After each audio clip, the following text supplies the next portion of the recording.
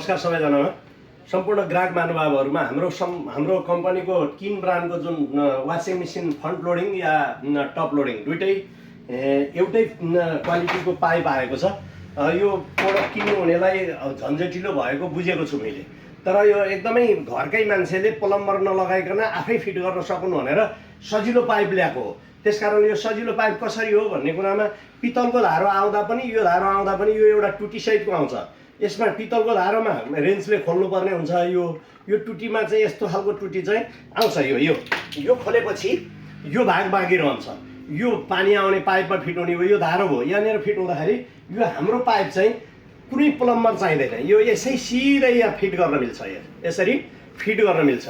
यसरी यो फिट गर्न मिल्ने भएको हुनाले कुनै प्लम्बर अथवा कसैले खर्चै नलगाइकन आफै लगेर मेसिन फिट गर्न सकुन् भनेर ल्याएको पाइप हो, सजिलोको लागि। रेन्ज पनि प्रयोग गर्नु पर्दैन, हातले फिट हुन्छ। अब रह्यो वासिङ मेसिनमा, यो वासिङ मेसिनमा पनि आफै कसिन्छ। यहाँ यसरी चाहिँ यो आफै यहाँ कसिने हुन्छ।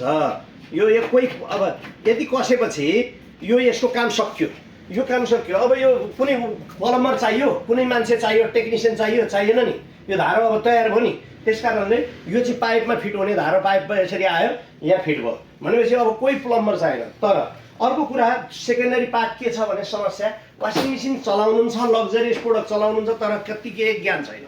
त्यो ज्ञान चाहिँ यो एउटा नट, यहाँ टपमा भएको यो नट, यो नट, यो नट, यो नट, चारवटा नट नखोलिकन वासिङ मेसिन नचलाउनु होला। अर्को यो पाइप जुन छ, यो पानी लुगा धोएर बाहिर पानी जाने पाइप चाहिँ हाम्रो मानसिकता के हुन्छ भने पानी तल हुन्छ, तलबाट जानुपर्छ नि भन्ने सोचले यो नट खोलिदिन्छौँ हामी। यो पाइपको यो लेभल नट हो, यो नट खोल्न पाइँदैन।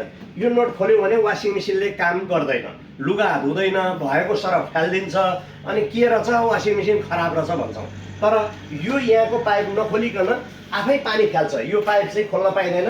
वासिङ मेसिनको यो लेभल पाइप नखोलिकन यो लेभलमै राख्नुपर्छ र यसलाई चाहिँ बाहिर पठाउनुपर्छ।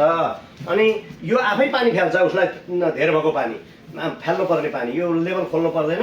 यो चारवटा नट र यो लेभल पाइप चलाइएन, यो चारवटा नट खोलेर राख्यो भने यो पाइप आउने प्याकेटभित्रै यो चारवटा पालमा लगाउने वासर सँगै आएको हुन्छ, त्यो वासर सँगै लगाउनु होला, बाँकी भइहाल्छ।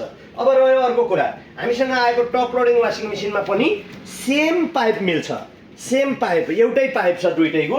म यहाँ देखाउन गइरहेको छु। यसमा पनि हाम्रो सेम पाइप छ। यसभित्र यो वासिङ मेसिनमा यो टप लोडिङ फुल अटोमेटिक वासिङ मेसिन हो। यो टप लोडिङ फुल अटोमेटिक वासिङ मेसिन हो। यसमा चाहिँ हामीले 8वटा फिचर रहेको छ। यहाँ 1 2 3 4 5 6 7 8वटा फिचर रहेको छ। कुन फिचरमा हामी लुगा धुन चाहन्छौँ त्यो फिचर यहाँ छ।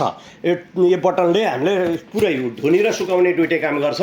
ड्राई क्षमता 80% ड्राई क्षमता छ, 8 केजी लुगा धुन्छ। तर पाइप पनि सेम छ।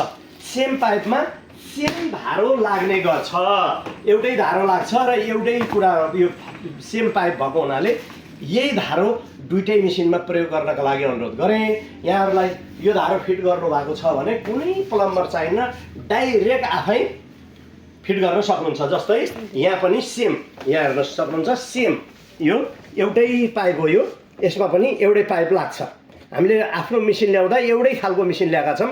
कुनै ग्राहकलाई दुःख नहोस्, आफैले काम गर्न सक्नुहोस्, कोही मान्छे खोज्न जान नपरोस्, रेन्चोहरू प्रयोग गर्न आवश्यक परेन भनेर चाहिँ हामीले यो ल्याएका छौँ। यसरी चाहिँ यो बुझिदिनु भयो भने खासै गाह्रो छैन, सजिलो छ।